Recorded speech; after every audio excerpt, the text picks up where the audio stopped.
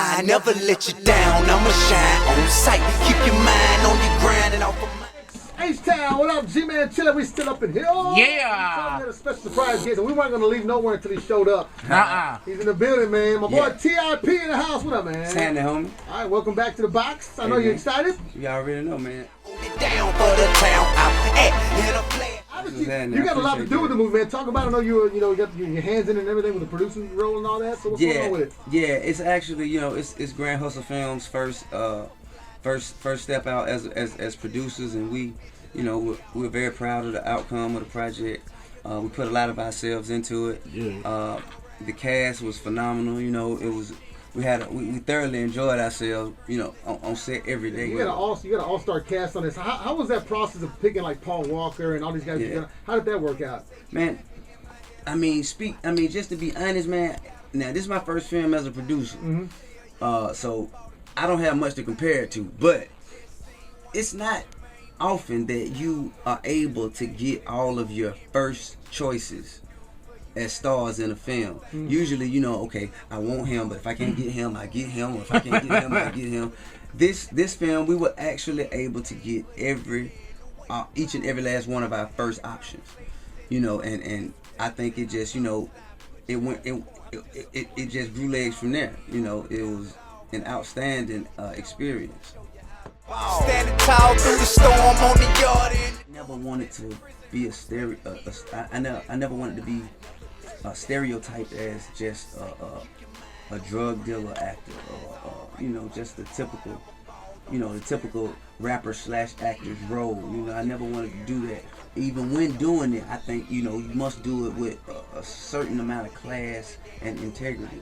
So these guys, man, it's no mistake that we show up on screen looking like what we look like, because we intended on these group of guys. When people walking out of that theater, I want them to say, "Damn, they put the G in GQ." You know what I'm saying? So as long as the scene is, you know what I'm saying, we cut out almost half of that. Almost double that. It was really a movie just about Chris running, for a while. You know what I'm saying? Because it was all so good. It was also, and he did as many stunts as the studio's insurance policy would allow him to do. I was very, very, very impressed with how much of himself he was willing to sacrifice for the better of the film. And that work ethic is going to lead to the victory, the winner circle, anytime in any area of entertainment or any area of business. I never let you down, I'ma shine on sight. I want people to remember where they was in life when they first saw this movie, just like they did with Casino, Goodfellas, Poetic Justice, Juice, Boys in the Hood. You know what I'm saying? I want people to identify with this film like that, because it's, I think that it hasn't been a film for us that came out in recent history that was as gangster, that was as fly, as cool, and with the amount of a budget that was put on it. Like, this is a win for us. So, what I'm saying, I want people to enjoy the moment. I don't think people really understand how difficult it is to have two black producers in charge of $38 million. You know what I'm saying, to do a movie. With that being in the Bahamas, spending it all, sipping margaritas and stuff. From a movie standpoint, that kind of money compared to most Hollywood movies, where does it compare? I give you, I say ATL, we spent about 14 million. American Gangster was about 70, 80, from 80 to 100 million. So, but the thing is, to have two young, Will Packer is a young black movie producer. You know what I'm saying? I'm a first-time young black rapper / actor / movie producer. To entrust us with that kind of cash, that's opening doors for the next young black producers to come in. And, if we would have messed this up, then, it wouldn't have been everybody else. It would have messed it up for everybody. It wouldn't have been nothing but a $150,000 budget for any black movie, you know what I'm saying, for the next 50 years. So that's why I want this to do well. for the people who coming up behind me to take advantage of the opportunity.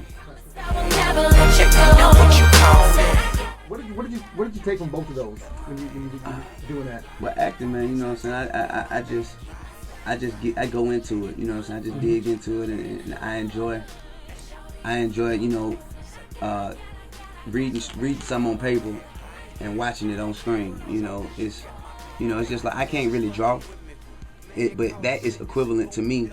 If you set a portrait of a person in front of me and I can put it on this paper exactly how it was in this portrait, acting to me is equivalent to that, you know. And I enjoy myself thoroughly, man. I mean, I just love to do it, you know.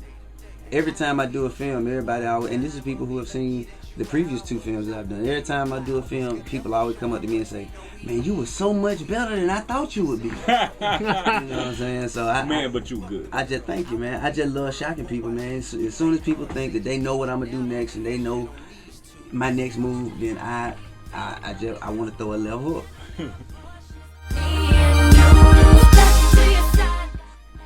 Is that tight cop suit they had me in? It was super tight, man. You know what I'm saying? And it was hot that day. And they would not give me no slack neither, champ. Yeah, the James Browns came from, right? man. You know, Like, you couldn't do nothing. that Elvis Presley jailhouse rock. That old Bonnie Fife uniform. Them high water pants. And that's all you get. You got to go see the movie. I'll get it comes out to everybody on Friday, man. I appreciate you coming. You got my back.